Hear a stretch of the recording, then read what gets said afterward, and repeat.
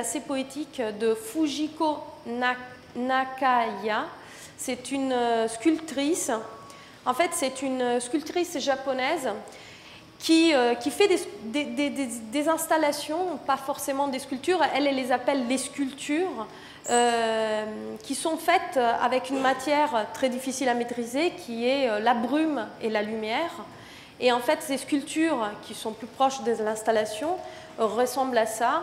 Et donc sont évidemment éphémères, elles évoluent dans l'espace et elles disparaissent, bien évidemment, elles ne peuvent pas se conserver, se contenir. Elle a réalisé des sculptures à base de brume aussi au sein du Guggenheim de New York et du Guggenheim de Bilbao. Un autre exemple qui me semblait intéressant, c'est aussi toujours à base de quelque chose d'impalpable et de très poétique, c'était l'installation de Zilvinas Kempinas. Cette installation faite tout simplement avec du vent, de l'air qui circule et avec une sculpture qui tient debout grâce à la présence de cet air qui est donné par cette interface électrique qui est le ventilateur. Et vous avez en fait une bande d'une cassette qui se balade dans l'espace. Comme toute installation d'art contemporain, il est très très difficile de vous montrer ce qu'on ressent face à ces œuvres, puisqu'il faut les vivre et la photo n'est véritablement pas le meilleur moyen de documentation. Je voulais vous parler aussi, comme on parle d'impalpable, de quelque chose de difficile à maîtriser, de l'expérience de Glenn Unwin, qui est un travail autour du génome humain et qui a été réalisé sous forme d'installation en 2001 et qui a été exposé dans une galerie à Londres dans une exposition collective qui était justement une exposition autour de la réappropriation scientifique de la part des artistes. Et c'était en 2001. Ce même artiste a l'habitude de mettre en contexte ses œuvres, ses matières, de jouer avec l'espace. Glenn Unwin avait aussi réalisé 10 ans avant une installation toujours éphémère, une pièce dans le contexte d'une chapelle désacralisée qui se trouvait à Halifax. Et il avait jeté sur un bassin de la saumure blanche et du charbon noir, ce qui donnait un effet assez incroyable comme celui-là. Une deuxième expérience en changeant de composition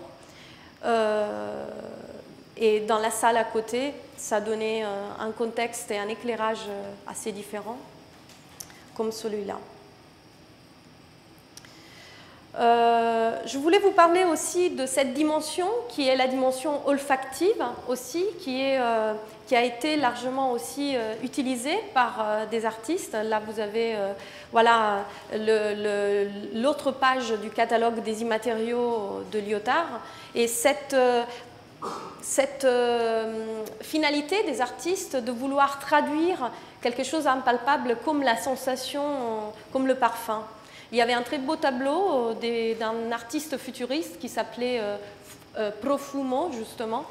Mais c'est une peinture assez ancienne. Il y a aujourd'hui des expériences plus récentes, comme celle de Wolfgang Leib, qui utilise dans ses installations exclusivement du pollen. Ces installations sont des installations olfactives et plurisensorielles, puisque la couleur qu'il choisit parfois est aussi étonnante. Je voulais vous parler également d'un artiste assez intéressant, qui est un artiste français, cette fois-ci. C'est un artiste assez intéressant et assez drôle, en fait, qui utilise exclusivement des matières périssables et qui se réapproprie de cette notion qui est celle bien évidemment bien expliquée et bien présentée par Caravage, qui est celle de la vanitas et du périssable, qui est proche de la vie, donc une idée aussi liée à un message. Mais là, avec Michel Blasi, par exemple, on est sur cette idée d'une sculpture qui puisse évoluer dans le temps et dans l'espace. Et comme souvent il est appelé à intervenir aussi dans des contextes architecturaux, ces interventions qui profitent toujours d'un contexte chimique, qui sont faites à la base d'expériences scientifiques, son atelier est plus proche d'un laboratoire d'un scientifique que d'un atelier d'un peintre, et qui donnent à la fin des expériences intéressantes comme ça. Je voulais vous parler aussi de cette œuvre qui m'est venue à l'esprit pendant que je faisais mes slides, qui était assez marrant. En fait, c'était la reproduction d'un sol en faux marbre réalisé par Vin Delvoye, qui est encore une fois un artiste français. Et en fait, c'était fait à la base de charcuterie. Donc je vous laisse imaginer d'un point de vue olfactif une pièce assez présente. Quelques minutes, ok. Je voulais arriver aussi, comme on parle d'impalpable, d'invisible, à l'idée de l'ombre, et quelque chose qui est encore une fois évoqué par le catalogue de Lyotard.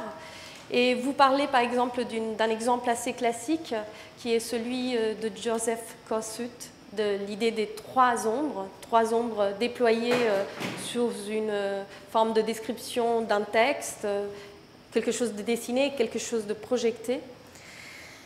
Je voulais bien évidemment aussi vous parler du temps, et si on parle de temps, on ne peut pas ne pas parler d'un artiste qui a fait de cette traduction du temps un travail qu'il a déployé pendant tout au long de sa vie.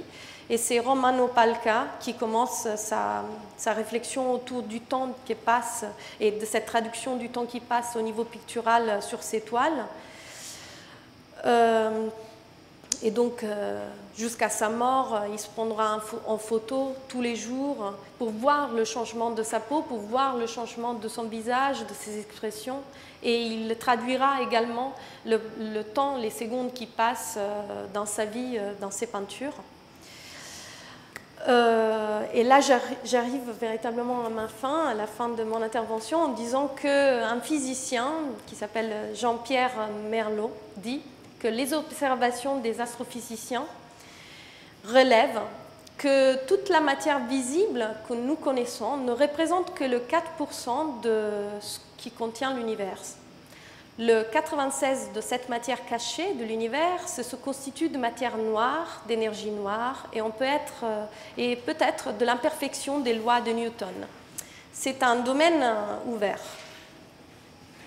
Et je voulais terminer sur cette œuvre qui me semblait assez intéressante, puisque j'ai ouvert cette idée de dématérialisation, d'exploration de l'invisible par Gianni Motti. Et je voulais justement conclure mon intervention par, encore une fois, Gianni Motti, par quelque chose d'assez matériel, puisqu'on a commencé par l'antimatière et on arrive jusqu'à la matière concrète. Là, vous avez la visualisation sous forme de formule au microscope et par l'autre côté de la triglycéridie. Oui. Et là, vous avez l'œuvre réalisée par Gianni Motti. C'est celle qu'on voit apparaître, qui s'appelle Manipulite, et c'est une œuvre réalisée à partir du gras de notre Premier ministre Berlusconi. Je termine mon intervention avec cette phrase de Philippe Cadic qui dit que si if you don't like this world, you should see some of others. Merci.